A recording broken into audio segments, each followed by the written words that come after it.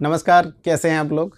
उम्मीद कर रहा हूँ कि आप लोग अच्छे होंगे और अच्छे से तैयारी कर रहे होंगे। हम लोग संविधान की अंतरात्मा में आज बात करेंगे स्वतंत्रता के अधिकार को लेके। हालाँकि ये श्रृंखला थोड़ी लंबी हो रही है क्योंकि कुछ ऐसे कारण हैं कि नियमित तौर पे क्लास नहीं ले पा रहे हैं। मुख्य उद्देश्य मेरा ये है कि संविधान की अंतरात्मा को अक्टूबर तक कंप्लीट कर देंगे। तो आपके पास में 4 बड़े टॉपिक प्रस्तावना, मूल अधिकार, नीति निर्देशक तत्व और मूल कर्तव्यों का अच्छा और समग्र अध्ययन आप इससे कर सकते हैं। देखो, ऐसे तो पढ़ने को संक्षिप्त में पढ़ सकते हैं, लेकिन उसका कोई ज़्यादा आपको ना फ़ायदा होगा ना मुझे होगा। एक बार आप पढ़ के ठीक है खुश हो जाएँगे और मैं पढ़ा के हो जाऊँगा। लेकिन समग्र अध्ययन के माध्यम से हम लोग बहुत विस्तार से अगर पढ़ेंगे तो एक बार मैं सोच रहा हूँ कि सारे वीडियो ये अपलोड हो जाएँगे। तो मेरा पहला जो विद्यार्थियों को प्रॉमिस था 4 टॉपिक को लेके, वो कंप्लीट हो जाएगा। उसके बाद संविधान निर्माण, संविधान की विशेषताएँ करवा देंगे। तो ये बेसिकली ये जो रेगुलर चलने वाले टॉपिक जो हैं, ये हमेशा-हमेशा के लिए अच्छे से वीडियो पे अपलोड हो जाएँगे। तो आने वाले समय में कभी भी कोई भी विद्यार्थी इसको अच्छे से समग्र रूप से अध्ययन कर सकता है। हालाँकि मैं चाहता तो यही मौलिक अधिकार एक वीडियो में भी करवा सकते थे, लेकिन उससे कुछ होना नहीं है क्योंकि अभी कॉन्स्टिट्यूशन के क्वेश्चन का जो ट्रेंड चल रहा है, उस हिसाब से आप कोई भी पेपर उठा के देख लें, आरपीएससी का देख लें, यूपीएससी का देख लें, तो ऐसी स्थिति में जब कंटेंट में क्वेश्चन आए नहीं, तो मुझे नहीं लगता है कि यूट्यूब पे आना, आपका भी आना, मेरा भी आना कोई सार्थकता सिद्ध करता हो। तो हम लोग बात करेंगे इस श्रृंखला में स्वतंत्रता के अधिकार की। हालांकि अब बड़ी स्वतंत्रता के अधिकार को हम लोग जैसे ही पढ़ेंगे, उसके बाद में बड़े कोई टॉपिक ज़्यादा नहीं बचेंगे। तो कोशिश रहेगी कि जल्द ही कंप्लीट इस श्रृंखला को किया जाएगा। कई विद्यार्थियों के मैसेज मेरे पास आते रहते हैं कि सर आप थोड़ा रेगुलर रहें, लेकिन रेगुलर रहेंगे। अभी कुछ दिन की बात है, उसके बाद में रेगुलर आना शुरू कर देंगे। तो हम लोग आज पढ़ेंगे स्वतंत्रता का अधिकार। स्वतंत्रता का अधिकार सभी व्यक्तियों को, पहली जो श्रेणी थी वो थी समानता का अधिकार और दूसरी जो श्रेणी है वो है समानता का अधिकार, स्वतंत्रता का अधिकार। तो आर्टिकल 19 से आरंभ होता है, ये बात ध्यान में रखें कि अनुच्छेद 19 से लेकर ये 22 तक चलेगा। दो आर्टिकल पहले जो मौलिक अधिकार है वो लंबे भी है थोड़े। तो आर्टिकल 19 से लेकर आर्टिकल 22 तक, जैसा कि स्वतंत्रता का अधिकार है तो ये व्यक्तियों को विभिन्न प्रकार की स्वतंत्रता देने का कार्य करता है। सबसे पहले तो हम आर्टिकल 19 को देखते हैं कि अनुच्छेद 19 जो है वो क्या बात करता है। तो अनुच्छेद, इसको देखो, यहाँ से सवाल किस प्रकार के आते हैं मैं आप लोगों को बता देता हूँ कि अनुच्छेद 19 के अंदर सभी नागरिकों के पास में विभिन्न प्रकार की स्वतंत्रताएं हैं। तो अनुच्छेद 19 जो बात करता है वाक स्वतंत्रता से संबंधित विषयों के संबंध में बात करता है कि वाक स्वतंत्रता आदि विषयों पर कुछ अधिकारों की जो संरक्षण है उसकी बात करता है। तो आप लोग इसमें हेडिंग के रूप में ऐसे लिख सकते हैं कि वाक स्वतंत्रता संबंधी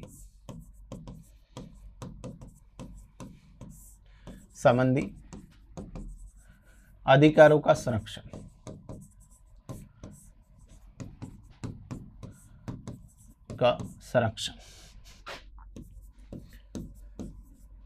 हालांकि इसके अंदर में अगर आप सब क्लोज की बात करें तो अलग अलग हैं। पहला जो क्लोज इसका है उसको आप लोग अच्छे से देखें कि अनुच्छेद की अगर बात करें तो आप लोग लिखें कि अनुच्छेद 19(1) क्या बात करता है। यह कहता है कि सभी नागरिकों को, पहली बात, सभी नागरिकों को, इसका मतलब एक बात हमेशा आप ध्यान में रखें कि सभी नागरिक शब्द जहां भी मौलिक अधिकार में प्रयुक्त होता है, इसका मतलब वो सिर्फ भारतीयों के लिए है। और अगर भारतीयों के लिए नहीं है तो नागरिक शब्द की जगह व्यक्ति शब्द का प्रयोग होगा। व्यक्ति में भारतीय भी शामिल है, विदेशी भी शामिल है, लेकिन जहां नागरिक शब्द का प्रयोग होगा इसका मतलब यह आर्टिकल जो बात कर रहा है यह सिर्फ भारत के नागरिकों को ही प्राप्त है, नागरिक अधिकारों के अंदर शामिल है। जैसे 15, 16, 19, 29 और 30 आर्टिकल हैं वो सिर्फ नागरिकों को हैं, नागरिकों की सिवाय विदेशियों को ये किसी प्रकार से प्राप्त नहीं है। तो आर्टिकल 19(1) का क्लोज जो है 1 नंबर सभी नागरिकों को कुछ अलग अलग स्वतंत्रताओं की बात करता है। सबसे पहले हम बात करेंगे कि आर्टिकल 19 एक का जो है ए नंबर जो है वो किसकी बात करता है। आर्टिकल 19 एक और इसके अंदर ए में ये बात करता है कि अब वाक अभिव्यक्ति की बात करता है, वाक स्वतंत्रता की बात करता है। और इसमें दो शब्द है, देखो, एक वाक स्वतंत्रता, वाक स्वतंत्रता व अभिव्यक्ति, हम इसको ऐसे लिख सकते हैं, वाक व अभिव्यक्ति की स्वतंत्रता, वाक व अभिव्यक्ति की स्वतंत्रता। कई बार हमें ये कंफ्यूज होता है कि वाक है तो फिर अभिव्यक्ति भी तो वही है जो हम बोलते हैं, तो वाक का मतलब है कि बोलकर अभिव्यक्ति करते हैं, लेकिन इसी के साथ में अभिव्यक्ति की स्वतंत्रता में और भी कई प्रकार की स्वतंत्रता है। जैसे आप बोलकर भी अपनी अभिव्यक्ति व्यक्त कर सकते हैं, आप चुप रहकर भी कर सकते हैं। अगर किसी मुद्दे पर, किसी मसले पर आप अगर नहीं बोल रहे हैं तो ये आर्टिकल 19(1) के तहत आपकी स्वतंत्रता है कि आप नहीं बोलेंगे, क्योंकि मैंने कहा कि अभिव्यक्ति जो है इसको आप ऐसे समझें कि वाक का मतलब तो हो गया बोलना, कि बोलकर अभिव्यक्ति करना, लेकिन दूसरी अभिव्यक्ति का मतलब है कि आप बोलने के सिवाय आप चुप रहकर भी अपनी अभिव्यक्ति व्यक्त कर सकते हैं, ये चुप रहना। दूसरा मैं कहता हूं कि अगर हम बोलते नहीं है, लिखकर अपनी अभिव्यक्ति कर सकते हैं, हम किसी पोस्टर के माध्यम से अपनी अभिव्यक्ति व्यक्त कर सकते हैं, हम किसी चित्र के माध्यम से कर सकते हैं, हम किसी मूवी या फिल्म के माध्यम से अभिव्यक्ति व्यक्त कर सकते हैं। ये सारी अभिव्यक्तियां जो हैं ये आर्टिकल 19(1) के अंदर शामिल हैं। व्यक्ति बोलकर भी कह सकता है, चुप रहकर भी कर सकता है, लिखकर भी कर सकता है, और पोस्टर, चित्र, किसी भी कार्टून के माध्यम से अभिव्यक्ति व्यक्त कर सकता है। ये सारी स्वतंत्रताएं जो हैं वो आर्टिकल 19(1) तो है ये, उसके अंदर ए के अंदर शामिल है। तो सबसे पहली बात कि अनुच्छेद 19(1) जो है वो बात करता है अभिव्यक्ति की, वाक की, कि वाक अभिव्यक्ति हैं, दूसरे प्रकार की भी अभिव्यक्तियां व्यक्ति कर सकता है। तो हम लौटते हैं, आर्टिकल 19(1) हो गया। उसके बाद में दूसरा आर्टिकल, आपको ये अच्छे से याद रखने होंगे, आर्टिकल 19 हो गया, 19 का 1 ए के बाद में बी की बात करते हैं। बी कहता है कि भारतीय नागरिक जो है निरायुद्ध सम्मेलन का अधिकार। अब कोई व्यक्ति सम्मेलन कर सकते हैं, लेकिन एक बात ध्यान में रखिए कि सम्मेलन करेंगे तो इस प्रकार का सम्मेलन होगा कि निरायुद्ध हुआ, और निरायुद्ध का मतलब हो गया कि शांतिपूर्वक होगा। कैसा होगा? हाँ, निरायुद्ध, इसमें हम साथ में लिख लें भले इस प्रकार से कि निरायुद्ध शांतिपूर्वक, निरायुद्ध शांतिपूर्वक सम्मेलन का अधिकार। अब व्यक्ति सम्मेलन कर सकते हैं, लेकिन सम्मेलन की कंडीशन ये है कि एक तो शांतिपूर्वक होना चाहिए। ऐसा नहीं कि आप सम्मेलन करके लोगों को अशांति पैदा कर रहे हैं, आपके सम्मेलन के कारण अशांति फैल रही है। और दूसरा ऐसा नहीं कि आप हथियार लेकर सम्मेलन कर रहे हैं, कि हमारे पास में आर्टिकल 19(1) भी है। तो शांतिपूर्वक निरायुद्ध सम्मेलन का अधिकार, ये सम्मेलन इस प्रकार का होना चाहिए कि एक तो शांतिपूर्वक होना चाहिए। निरायुद्ध का मतलब है कि आपके पास में शस्त्र वगैरह नहीं होना चाहिए, शस्त्र रहित होना चाहिए। आप शस्त्र इकट्ठे करके कोई सम्मेलन नहीं कर सकते हैं। ये आर्टिकल 19(1) बी के अंदर। इसके बाद में अगर हम बात करें आर्टिकल सी, अब सम्मेलन के बाद में आर्टिकल 19(1) सी कहता है कि संघ या संगम बनाने का अधिकार है।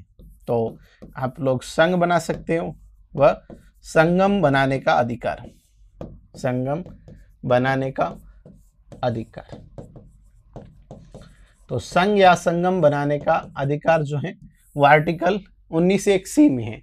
हालांकि मूल रूप से अगर अपन इसमें बात करें तो सहकारी समिति का प्रावधान इसमें नहीं था, लेकिन बाद में इसमें एक शब्द और जोड़ दिया गया, सहकारी समिति। तो अब ये इसमें एक और आ गया, सहकारी समिति, और ये 97वें संविधान संशोधन द्वारा जोड़ा गया। 97वां संविधान संशोधन 2011। तो ये बात ध्यान में रखें कि 97वें संविधान संशोधन द्वारा इसके अंदर एक और शब्द जोड़ दिया गया, सहकारी समिति। सहकारी समिति का मतलब ये होता है कि जिसमें एक व्यक्ति सबके लिए काम करता हो और सभी मिलकर एक के लिए काम करते हो। जैसे दूध से संबंधित सहकारी समितियां हैं, या किसानों की सहकारी समितियां हो सकती हैं, हस्तशिल्प से संबंधित महिलाओं की सहकारी समितियां हो सकती है, कितनी भी प्रकार की सहकारी समिति हो सकती है। यह सहकारी समिति बनाने का व्यक्ति के पास में मूल अधिकार है। आर्टिकल 19(1)(c) के तहत मूल संविधान में ये शब्द शामिल नहीं था, 97वें संविधान संशोधन द्वारा इसको शामिल किया गया। इसके बाद में हम बात करते हैं कि जैसे वाक अभिव्यक्ति हो गया, सम्मेलन किया, एक संघ बनाया। अब इस संघ को लेकर कहीं कोई व्यक्ति घूमने के लिए जा सकता है। तो अगला आर्टिकल 19(1)(d), आर्टिकल 19 अनुच्छेद 19(1)(d। अब देखिए डी जो है वो बात करता है कि भारत के राज्य क्षेत्र में आबाद संचरण की बात करता है। भारत के राज्य क्षेत्र में आबाद संचरण, तो आबाद संचरण कोई व्यक्ति कैसे करेगा, ये आर्टिकल 19(1)(d) कहता है। हालांकि देखिए मैं हर बार कहता हूं कि मूल अधिकार असीमित नहीं है, मूल अधिकार निरपेक्ष नहीं है, मूल अधिकार आंतरिक नहीं है। इन पर प्रत्येक मूल अधिकार पर प्रतिबंध कुछ लगे हुए हैं। और दूसरी बात यह है कि मूल अधिकारों पर सरकार संसद चाहे तो प्रतिबंध लगा सकती है, इनको आपातकाल में निलंबित किया जा सकता है। तो इस प्रकार से आर्टिकल 19 के अंदर हमारे को चौथी जो स्वतंत्रता मिलती है वो मिलती है आबाद संचरण करने की। इसके बाद भारत के राज्य क्षेत्र में अनुच्छेद जो बात अगला करता है कि अनुच्छेद 19(1)(e) बात करता है कि भारत के राज्य क्षेत्र में कोई व्यक्ति निवास कर सकता है। भारत के राज्य क्षेत्र में निवास करना, तो निवास संबंधी स्वतंत्रता व्यक्तियों को है। तो पहले तो संचरण हो गया, संचरण के बाद में जहां कहीं उसको लगा कि मामला ठीक है वहां वो व्यक्ति निवास कर लेता है। देखो आर्टिकल 19 हम लोग 1 के अंदर विभिन्न प्रकार की स्वतंत्रता को लेकर बात कर रहे हैं। तो आर्टिकल 19(1)(e) के अंदर जो है भारत के राज्य क्षेत्र में कहीं पर निवास करने का अधिकार। इसके बाद में हम लोग बात करेंगे आर्टिकल अनुच्छेद 19(1)(f). अब f को ऐसे समझें कि ये फेल हो गया, ये आर्टिकल अपने आप में फेल हो गया। तो इसका मतलब ये संपत्ति अधिग्रहण से संबंधित था जो वर्तमान में व्यक्तियों को प्राप्त नहीं है। तो इसका संबंध किससे था, इसका संबंध था संपत्ति के अधिग्रहण संबंधी। और फेल क्यों हो गया, क्योंकि संपत्ति का अधिकार जैसे ही हटाया इसको भी हटा दिया गया, और इसे हटाया गया 44वें संविधान संशोधन द्वारा जो 1976 में हुआ। तो इसको भी लिख लें यहाँ पे कि 44वें संविधान संशोधन द्वारा इसको निरस्त कर दिया गया। अब ये जो आर्टिकल है ये मूल अधिकार नागरिकों को प्राप्त नहीं है। तो हम लोग बात कर रहे हैं आर्टिकल 19(1)(f) की। इसके बाद में एक और स्वतंत्रता लोगों को प्राप्त है जो बात करती है वृत्ति की, आजीविका की। आर्टिकल 1 बच गया, आर्टिकल अनुच्छेद 19(1)(g). अब जी तक आ गई हम लोग। ये बात करता है वृत्ति की, ये बात करता है आजीविका का अधिकार, ये बात करता है व्यापार की, और ये बात करता है कारोबार की का अधिकार। ये लोगों को इस प्रकार की एक और स्वतंत्रता प्राप्त है। ये सारी स्वतंत्रता ही है। हम आर्टिकल 19(1)(a) से स्टार्ट हुए और जी पे आए। जी पे आजीविका, तो वृत्ति, आजीविका, व्यापार और कारोबार। कितने शब्द हो गए, 4 शब्दों का प्रयोग है, वृत्ति का, आजीविका, व्यापार, कारोबार। इसका सीक्वेंस भी आप लोग अच्छे से याद रखें, ये कई बार सीक्वेंस भी पूछे जाते हैं। अब मैं कह रहा हूं हर बार की पॉलिटिकल साइंस में इस कॉन्स्टिट्यूशन के सवालों का ट्रेंड बदल गया है। बहुत डीप सवाल पूछते हैं, पहले तो सीधे सीधे ऊपर से पूछे जाते थे। आर्टिकल 19 किसकी बात करता है, फिर 19(1) किसकी बात करता है, और आजकल आते हैं 19 के अंदर जो आर्टिकल है स्वतंत्रताओं, कौन कौन सी स्वतंत्रताओं की बात करता है। इसलिए डीपली पढ़ना बहुत मस्ट है।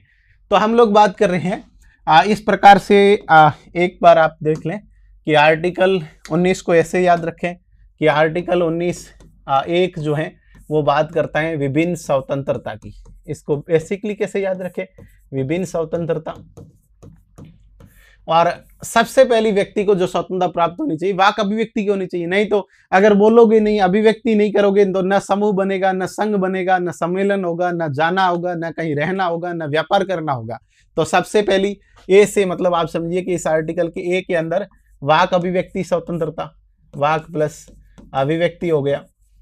और फिर आपको ऐसे याद रखें कि वाक अभिव्यक्ति करेंगे तो वाक अभिव्यक्ति द्वारा हमने लोगों को ये कहा कि हम एक सम्मेलन कर रहे हैं। क्या कर रहे हैं? तो सम्मेलन। तो ये सम्मेलन हो गया। अब सम्मेलन में मैंने लिखा कि शांतिपूर्वक होना चाहिए, निरायुद्ध होना चाहिए, नहीं तो आसपास के लोगों में डर भय का माहौल हो जाएगा कि ये शस्त्र लेकर आज इकट्ठे हो गए हैं। तो ऐसा कोई माहौल नहीं बनाना है। तो आप लोग समझिए कि ये सम्मेलन का अधिकार हो गया। और सम्मेलन जो है बी के अंदर हो गया। सम्मेलन जैसे हुआ उसमें एक संघ बनाया गया। क्या बनाया गया? संघ। तो ये संघ बन गया। लो, ये सहकारी समिति बन गई। इसमें संघ इसलिए बनाया कि एक संघ बना करके घूमने जाते हैं भारत में कहीं, तो संघ बना। जैसे ही सम्मेलन, सम्मेलन से संघ बना, संघ से मैंने कहा क्या, चलो संचरण करते हैं, संघ को कहीं भारत में ले जाते हैं। तो भारत में अब आज संचरण की बात करता है ये कि संचरण किया जाए। अब संचरण करते करते मुझे लगा कि किसी को व्यक्ति को लगा कि कोई ऐसा भारत का क्षेत्र है जो उसको पसंद आ गया हो, तो बोला कि एक काम करते हैं, कहीं निवास कर लेते हैं। तो भारत के राज्य क्षेत्र में निवास का अधिकार आ गया। अगर कोई व्यक्ति कहीं निवास करेगा तो उसके लिए व्यक्ति को संपत्ति की आवश्यकता होगी। अब सरकार ने यह कर दिया कि एफ के अंदर संपत्ति थी, संपत्ति के बिना निवास कैसा करेगा? संपत्ति का मतलब रहने के लिए मकान चाहिए, वहां पे खाने के लिए कुछ चाहिए, इसका रोटी कपड़ा मकान सब चाहिए, तो संपत्ति चाहिए थी। तो संपत्ति का अधिकार था। मैंने कहा कि ये अधिकार फेल हो गया, फेल हुआ तो इसको निरस्त कर दिया गया। अब ये है ही नहीं तो निरस्त हो गया। हम कह सकते हैं ये निरस्त माना गया। तो अब संपत्ति का अधिकार निरस्त हुआ तो क्या हुआ? एक तो कुछ तो बचता है, जैसे कोई व्यक्ति वृत्ति करेगा, वहां पे व्यक्ति वृत्ति करेगा, आजीविका तो करेगा कोई न कोई, तो आजीविका कर सकता है। कोई व्यापार करेगा, व्यापार के बिना कहीं निवास कैसे करेगा? तो कारोबार करेगा। तो ये तो जिंदा है, मतलब व्यक्ति जिंदा रहने के लिए वृत्ति, आजीविका, व्यापार या कारोबार करेगा। तो इस प्रकार से आप सीक्वेंस से इन सारी स्वतंत्रताओं को याद रखें जो आर्टिकल 19(1) के अंदर है, जो ए से आरंभ होती हैं और जी तक हैं, जिसमें एक फेल हो गई, फेल, एफ और फेल्ड, यही फेल हो गई एक। तो आप लोग इसको अच्छे से याद रखें, ट्रिक से याद रखें। आपको सारी स्वतंत्रताएं मुझे लगता है कि अच्छे से ट्रिक से याद हो जाएगी कि हम वाक अभिव्यक्ति करते हैं, सम्मेलन करते हैं, संघ बनाते हैं, घूमने जाते हैं, जगह अच्छी लगती है तो निवास कर लेते हैं। निवास करने के लिए संपत्ति का अधिकार चाहिए था, लेकिन वो एफ पे होने के कारण फेल हो गया। तो हमारे पास में रहा वृत्ति, आजीविका, व्यापार, कारोबार का अधिकार।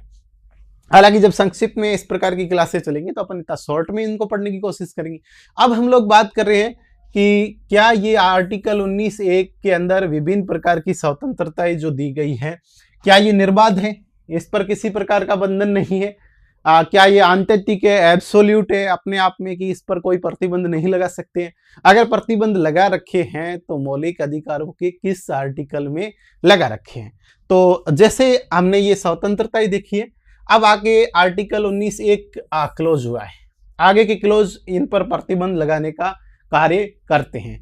जैसे हम एक एक करके देखें अलग अलग आर्टिकल। जैसे आर्टिकल 19(2) इस पर प्रतिबंध लगाता है, आर्टिकल 19(3) प्रतिबंध लगाता है, आर्टिकल 19(4) प्रतिबंध लगाता है, आर्टिकल 19(5) प्रतिबंध इस पर लगाता है। ये 5 जो लगाता है कि भारत के राज्य क्षेत्र में कहीं संचरण कहेंगे, और संचरण निवास दोनों पर 5 लगाता है, ये 5 लगाता है। और संपत्ति के अधिकार को हटा दिया गया। आजीविका, वृत्ति पर, कारोबार, व्यापार पर आर्टिकल 19(6) बंधन लगाता है कि इनको प्रतिबंधित कर सकते हैं। कुछ मामलों में ये स्वतंत्रता आपकी सरकार द्वारा छीनी जा सकती है। आप ये ना सोचे कि वाक एवं अभिव्यक्ति की स्वतंत्रता है तो जो चाहे वो लिख सकता हूं, सरकार छीन नहीं सकती है। कहीं ऐसा मौलिक अधिकारों में नहीं लिखा है, ये गलत बात है। आर्टिकल 19(2) क्लोज जो है ये इस पर कुछ प्रतिबंध लगाता है कि आपको ये आजादी तो है लेकिन कुछ प्रतिबंधों के अधीन है। आर्टिकल 19(3) सम्मेलन पर, आर्टिकल 19(4) संघ बनाने पर, आर्टिकल 19(5) भारत के राज्य क्षेत्र में आबाद संचरण, 19(5) वापिस निवास के अधिकार पर, और आर्टिकल 19(6) जो प्रतिबंध लगाता है वृत्ति, आजीविका, व्यापार और कारोबार पर। तो आइए हम लोग संक्षिप्त में बात करते हैं कि आर्टिकल 19 किन किन बातों की बात करता है, कि किस आधार पर किसी व्यक्ति की स्वतंत्रता पर प्रतिबंध लगा सकते हैं। तो मुझे लगता है कि इसको हम इनके साथ देख लें। जैसे हमने ये देखा कि आर्टिकल 19(1) जो है वाक और अभिव्यक्ति की स्वतंत्रता की बात करता है। तो देखो आप लोग, अनुच्छेद हमने देखा 19(1) और ए, ये वाक अभिव्यक्ति की बात करता है। किसकी बात करता है? वाक प्लस अभिव्यक्ति। अभिव्यक्ति किसी भी प्रकार से हो सकती है, बोलकर, लिखकर, मौन रहकर की जा सकती है। अब इस पर प्रतिबंध लगाने का काम जो है उसको हम रेड में ले लेते हैं, क्योंकि प्रतिबंध लगाने का काम खतरनाक होता है, जो रेड कलर में ठीक रहेगा। तो प्रतिबंध लगाने का काम आर्टिकल 19(2) करता है। कई बार सीधा सीधा सवाल पूछ लिया जाता है कि आर्टिकल 19(a) पर प्रतिबंध लगाने का काम। अब प्रतिबंध लगाने का आधार क्या हो सकता है? तो भारत की प्रभुत्ता हो सकती है, भारत की एकता हो सकती है। अब इसमें आप ध्यान में रखें कि आर्टिकल 19 जो है ये बात करता है कि निर्बंधन का आधार क्या हो सकता है। निर्बंधन का आधार, अब निर्बंधन के आधार में हम लोग देख सकते हैं कि भारत की प्रभुत्ता, एकता, भारत की प्रभुत्ता व अखंडता। अब आपकी अभिव्यक्ति अगर भारत सरकार की अखंडता को, भारत की संप्रभुता को अगर प्रभावित कर रही है तो ये आपसे छीनी जा सकती है।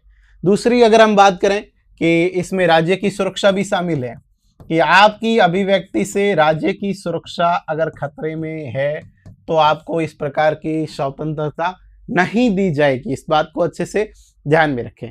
जैसे अगर हम बात करें कि विदेशी राज्यों से संबंध अगर प्रभावित हो रहे हो, विदेशी राज्यों से संबंध, अगर विदेशी राज्य आपके बोलने से किसी देश के संबंध प्रभावित हो रहे हैं तो आपकी अभिव्यक्ति पर सरकार प्रतिबंध लगा सकती है, आपको इस प्रकार की स्वतंत्रता नहीं दी जाएगी। दूसरा, लोक व्यवस्था इसमें शामिल है कि आपकी व्यवस्था से लोक व्यवस्था प्रभावित नहीं होनी चाहिए। लोक व्यवस्था के साथ में दूसरी बात करें तो सदाचार भी इसमें शामिल है कि सदाचार के आधार पे आपके प्रतिबंध लगाया जा सकता है। तो जैसे भारत की प्रभुत्ता, अखंडता हो गया, राज्य की सुरक्षा, विदेशी राज्यों से संबंध, लोक व्यवस्था, सदाचार हो गया। इसके बाद में अगर हम बात करें तो न्यायालय की अवमानना भी इसमें शामिल है, और अपराध उद्दीपक, न्यायालय अवमानना, अवमानना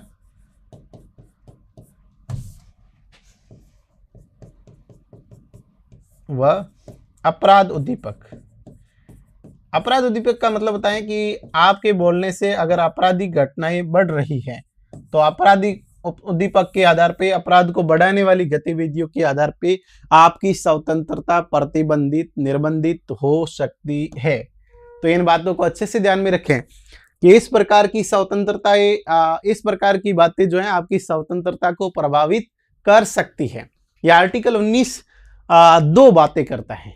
जो प्रतिबंध किस पर स्थापित करता है? आर्टिकल 19(1) के ऊपर। इसके बाद में अगर हम बात करें कि आर्टिकल 3 जो है वो कौन कौन सी बातें करता है, तो आर्टिकल 3 को देखिएगा, ये प्रतिबंध लगाता है अनुच्छेद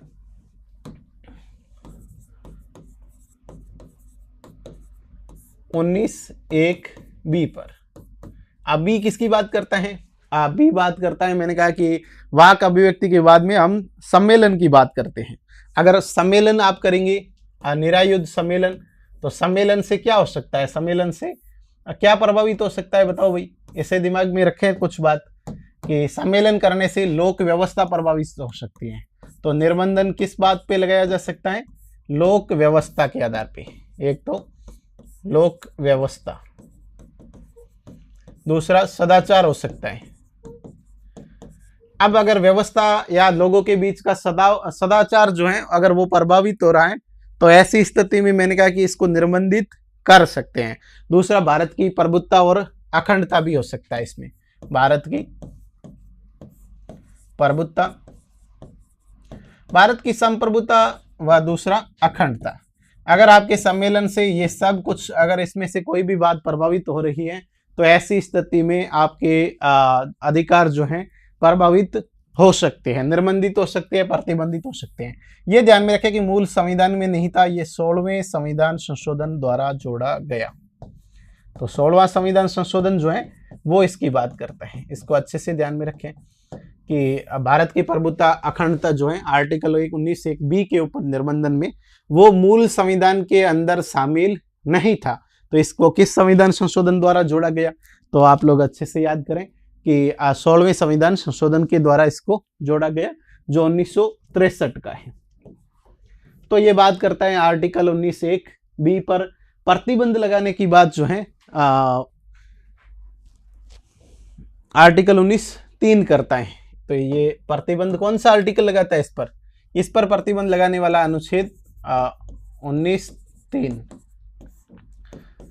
दो जो है वो प्रतिबंध हमने पीछे पढ़ा कि दो इस पर लगाता है ए पर, ये बी पर लगाता है 3। इसके बाद में हम बात करते हैं अनुच्छेद 19(1)(c) पर कौन सा प्रतिबंध स्थापित है। अनुच्छेद एक तो आप लोग ध्यान में रखें कि सबसे पहले तो दिमाग में ये आना चाहिए कि हम बात कर रहे हैं अनुच्छेद 19(1)(c) पर प्रतिबंध लगाने की। तो अब सी बात किसकी करता है? पहले तो हमने सम्मेलन कर लिया, सम्मेलन के बाद में हम तीसरा काम जो करेंगे संघ या संगम बनाने का। तो ये बात करता है कोई संघ बनाने का, ये बात करता है कोई संगम बनाने का, और ये बात करता है कोई सहकारी समिति बनाने का। 3 बातें इसमें होगी। और अगर हम इस पर प्रतिबंध की बात करें तो देखिए आप लोग कि इस पर निर्बंधन लगाने की बात करें तो आर्टिकल जो है 19(4) हो जाएगा। इस पे 3 इस पे हो गया, अनुच्छेद 19(4). और अब बात करते हैं कि इसके आधार क्या हो सकते हैं। तो आप लोग ये सोचें कि अगर कोई व्यक्ति संघ बना रहा है, अगर कोई व्यक्ति, मैंने कहा कि संगम बना रहा है, अगर कोई व्यक्ति सहकारी समिति बना रहा है, तो इससे क्या प्रभावित हो सकता है, इससे जनता को क्या हो सकता है? तो वही बात कि ये लोक व्यवस्था प्रभावित हो सकती है। तो निर्बंधन का आधार क्या हो सकता है? लोक व्यवस्था हो सकता है। दूसरा क्या हो सकता है? सदाचार हो सकता है। अगर कोई संघ आतंकवादी संगठन बनाता है कि आतंकवादी मिलकर मिलिटेंट ग्रुप बना दिया कि हमारे पास में तो मौलिक अधिकार हैं, तो इससे भारत की संप्रभुता अखंडता प्रभावित हो रही है, तो इस पर प्रतिबंध इस आधार पर लगा सकते हैं कि एक तो ये लोक व्यवस्था सदाचार को प्रभावित न करे, दूसरा मैंने कहा कि भारत की संप्रभुता को प्रभावित न करे। तो भारत की संप्रभुता आधार इसका हो सकता है, या फिर भारत की अखंडता हो सकता है। तो भारत की अखंडता, संप्रभुता, सदाचार, लोक व्यवस्था, इन चारों के आधार पर आपको सरकार या भारत राज्य इस प्रकार से आपके अधिकार को प्रतिबंधित कर सकता है कि आपको संघ, संगम, सहकारी समिति नहीं बनाने देगा, क्योंकि आप लोग लोक व्यवस्था को, आप सदाचार को, आप भारत की प्रभुता को, भारत की अखंडता को प्रभावित कर रहे हैं। तो ये आर्टिकल एक निर्बंधन स्थापित करता है, अनुच्छेद 4। इसके बाद में अगर हम बात करें अनुच्छेद 5 जो है 2 आर्टिकल को निर्बंधित करता है। इसके बाद में हम बात कर रहे हैं कि अनुच्छेद 4 के बाद में आ गया 19(5). और 19(5) मैंने कहा कि निर्बंधन 2 आर्टिकल को करता है। एक तो आर्टिकल 19(1) के अंदर, दोनों 19(1) में हमने इससे पहले जो है स्वतंत्रता पढ़ी सी की, और ये करता है एक तो डी को और दूसरा करता है ई को। अब डी के अंदर हमने देखा था कि डी के अंदर जो है वो संचरण करने की बात है, और इसमें ई में निवास करने की बात है। संचरण का मतलब है भारत राज्य क्षेत्र में कहीं पर भी जा सकते हैं, दूसरा आप निवास कर सकते हैं। अब ये दोनों चीजें कौन सी बातों से प्रभावित होती हैं कि इस पर निर्बंधन 19(5) किन आधार पर लगाएगा? आप थोड़ा दिमाग लगाइएगा कि अगर कोई व्यक्ति कहीं घूमने जा रहा है तो निर्बंधन अगर सरकार लगाती है तो उस निर्बंधन का आधार क्या हो सकता है। एक तो देखिए ये होता है कि कई बार हम लोग यूट्यूब पे देखते हैं, पढ़ते हैं कि जनजातीय क्षेत्र जो है वहां कोई व्यक्ति जा नहीं सकता है। वहां इसलिए नहीं जा सकता है कि जनजातीय क्षेत्र में अगर कोई व्यक्ति जाएगा तो जनजाति की संस्कृति को प्रभावित करेगा, और ऐसी स्थिति में वो अपनी संस्कृति को जीवित नहीं रख पाएंगे। तो समस्या हो जाएगी। इसलिए संस्कृति उनकी जीवित रखने के लिए सरकार जनजातीय क्षेत्र के अंदर जाने से, वहां निवास करने से आपको प्रतिबंधित कर सकती है। दूसरा, सामान्य हित में भी हो सकता है। ऐसा होता है कि सामान्य हित में कहीं आपका संचरण करना गलत है, जैसे आपको कोविड हो रखा है या कोई ऐसी और बीमारी हो सकती है, आपके कहीं जाने से उस बीमारी में फैलाव हो सकता है, तो सामान्य हित प्रभावित अगर हो गया, जनरल इंटरेस्ट अगर प्रभावित हो गया, तो आप पर प्रतिबंध लगा सकते हैं। तो एक तो सामान्य हित की बात करें, सामान्य हित का मतलब जनहित में, और दूसरा प्रतिबंध लगाने का आधार होता है जनजातीय जो संस्कृति है, अनुसूचित जनजाति क्षेत्र में आप कोई उनके हितों को संरक्षण देने के लिए आपको वहां जाने से प्रतिबंधित कर सकते हैं। तो दूसरा लिखे, अनुसूचित, ये जनजाति की बात है, ध्यान में रखना, अनुसूचित जनजाति के हितों का संरक्षण।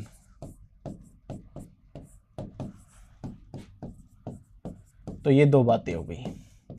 दो मामलों में आपको कहीं संचरण करने भी आपके प्रतिबंध लगेगा कि एक सामान्य जनता के हित में प्रभावित हो रहा है, दूसरा जनजाति।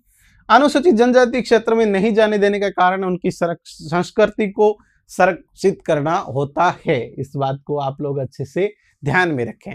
तो इस प्रकार से हम लोग बात कर रहे हैं कि 19(5) किस प्रकार की। अब बात आती है 19(6) जो है, 19(6) किस पर प्रतिबंध लगाएगा भाई? 19(6) अनुच्छेद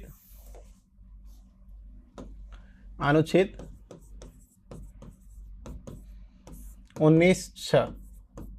अब ये प्रतिबंध लगाएगा उस आर्टिकल पर, मैंने कहा कि अनुच्छेद F हटा दिया गया है, 19(1) F को हटा दिया गया, अब G बचा है, क्योंकि G से पहले हम प्रतिबंध 2 कर चुके हैं, D E दोनों हो गई, तो F तो हटा दिया गया। संपत्ति का अधिकार हमारे पास अधिकारी है, तो निर्बंधन की आवश्यकता ही कहाँ है? सारा निर्बंधित हो रखा है, सारा प्रतिबंधित बंधित हो रखा है, तो वहां पर किसी प्रकार की आवश्यकता नहीं है। ऐसी स्थिति में हम लोग बात करेंगे अनुच्छेद 19(1) G की, जो बात करते हैं वर्ती की बात करते हैं, जो बात करते हैं आजीविका की बात करते हैं, जो बात करते हैं अगर तीसरी हम बात करें व्यापार की बात करते हैं, फिर हम बात करते हैं कारोबार की, कारोबार जिसको कहते हैं, अब बड़े स्तर पर व्यापार करना। अब इस पर प्रतिबंध का आधार जो है 2 आधार हो सकते हैं, ध्यान में रखें। एक तो ये आधार हो सकता है कि अगर किसी व्यापार में, किसी आजीविका में, किसी वृत्ति में अगर तकनीकी योग्यता की आवश्यकता है और आप बिना तकनीकी योग्यता के अगर काम कर रहे हैं तो आप पर प्रतिबंध लगेगा। अच्छा, ऐसा हो सकता है कि आप गांव में B.Ed करके बैठे हैं और आपके पास में कोई जॉब नहीं है, आपने देखा कि गांव में कोई डॉक्टर नहीं है और लाए इंजेक्शन और सुइयां, 1-2 बार देख लिया कि कैसे इंजेक्शन लगाते हैं, आप जो भी बुखार आई मेडिकल पे गई कि बुखार के इंजेक्शन दे, आप गांव में जाके इंजेक्शन लगाना शुरू कर दिया और आपने अपना रोजगार, आजीविका, व्यापार, कारोबार शुरू कर दिया। क्या ऐसा हो सकता है कि B.Ed किया हुआ व्यक्ति डॉक्टर का काम करे? ऐसा नहीं हो सकता, क्योंकि तकनीकी योग्यता की जहां आवश्यकता है वो काम उसी व्यक्ति के द्वारा ही किया जाएगा। डॉक्टर वही करेगा जो है जिसने MBBS कर रखी है, कंप्यूटर का काम वही करेगा जिसने कंप्यूटर का कोर्स कर रखा है। इस प्रकार के कई तकनीकी काम होते हैं। तो इस पर एक तो निर्बंधन ये है कि ये आर्टिकल बात करता है कि एक निर्बंधन जो है उसका आधार ये हो सकता है तकनीकी योग्यता, जहां जरूरत है वहां पे वही काम करेगा। तो एक तो तकनीकी योग्यता की बात होगी, तकनीकी योग्यता वाले व्यक्ति, योग्य व्यक्ति ही करेगा, इसमें दूसरा व्यक्ति नहीं करेगा, जो योग्य व्यक्ति है वही करेगा। दूसरा ऐसा है कि कुछ ऐसे कारोबार होते हैं जो भारत सरकार के नियंत्रण में होते हैं, भारत सरकार से बाहर कोई व्यक्ति उस कार्यों को नहीं कर सकता है। जैसे हम बात करते हैं भारत सरकार के पूर्णतः नियंत्रण में कार्य जो है, भारत सरकार के पूर्णतः नियंत्रण में जो व्यापार है, पूर्णतः नियंत्रण में व्यापार जो है,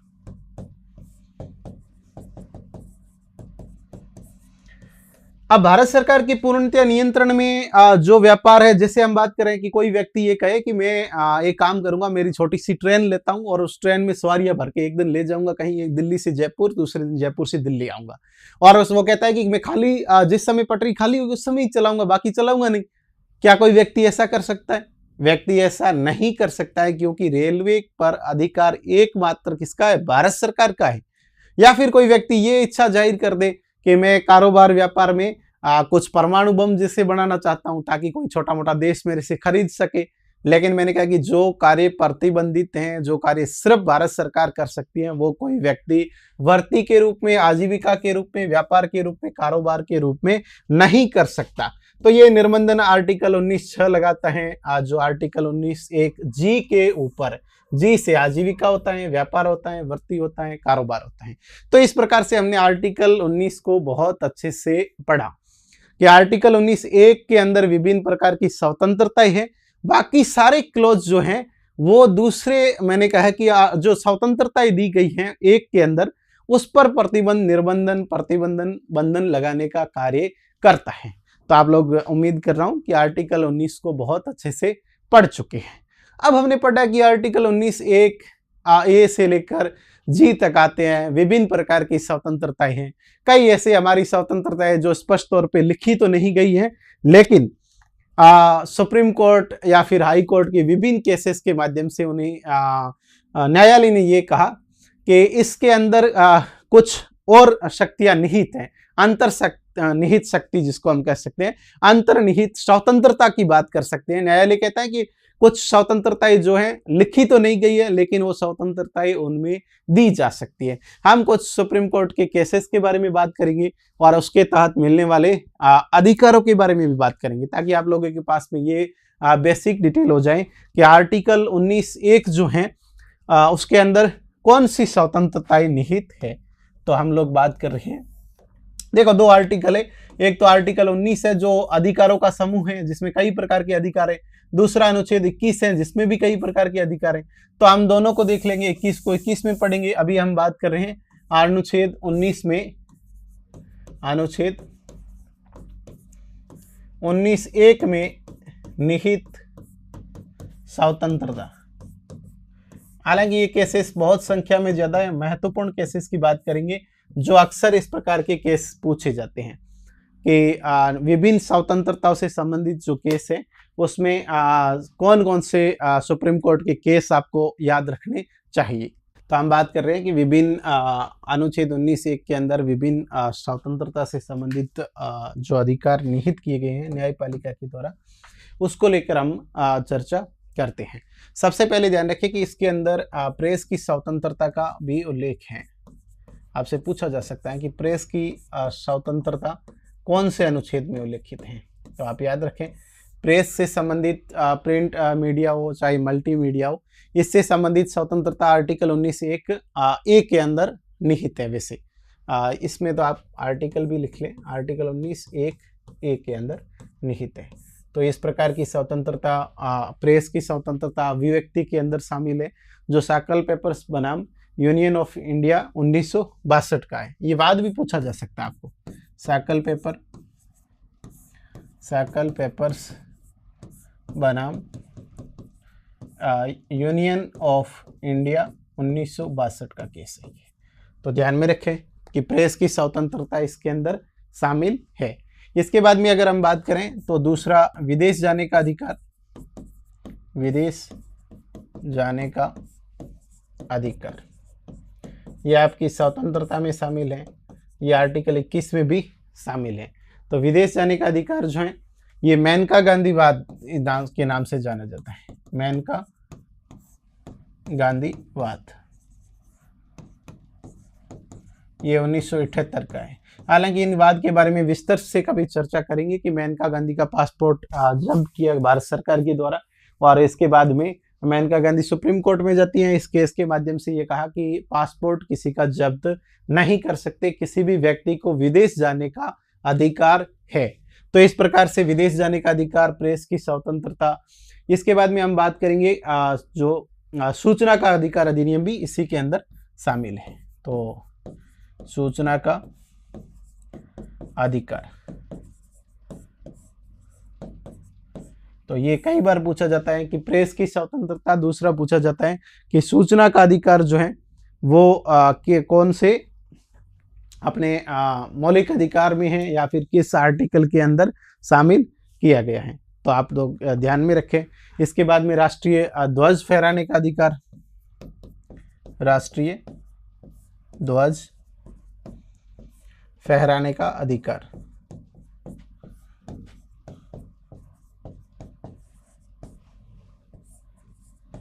ये इसका बाद भी लिख लें, इंडियन एक्सप्रेस बनाम यूओई, इंडियन एक्सप्रेस बनाम यूनियन ऑफ इंडिया। इसके बाद में राष्ट्रीय ध्वज फहराने का ये नवीन जिंदल बनाम भारत सरकार का केस है, नवीन जिंदल बनाम, आवाद याद रख लें इसको, नवीन जिंदलवाद जो है जिसका संबंध है राष्ट्रीय ध्वज को फहराने का अधिकार देना। इसके बाद में अगर हम लोग बात करें तो चुप रहने का अधिकार है व्यक्ति के पास में, तो इमैनुअल बनाम केरल राज्यवाद में ये कहा गया कि चुप रहने का अधिकार, चुप रहने का अधिकार। मैंने कहा कि ये वाद जो है इमैनुअल बनाम केरल राज्यवाद, इमैनुअल बनाम केरल राज्यवाद।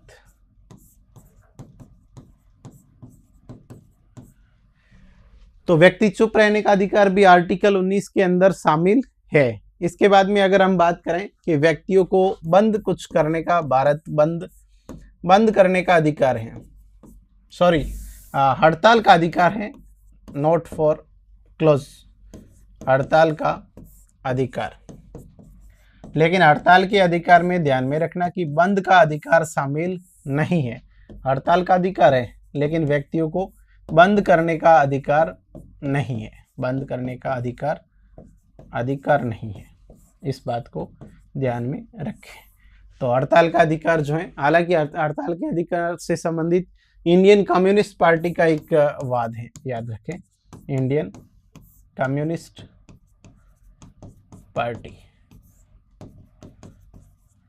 एक आर्टिकल जो अनुच्छेद अपने 2005 का आईटी एक्ट जो है उसकी धारा 66A को समाप्त कर दिया गया, जो समलैंगिक से संबंधित थी।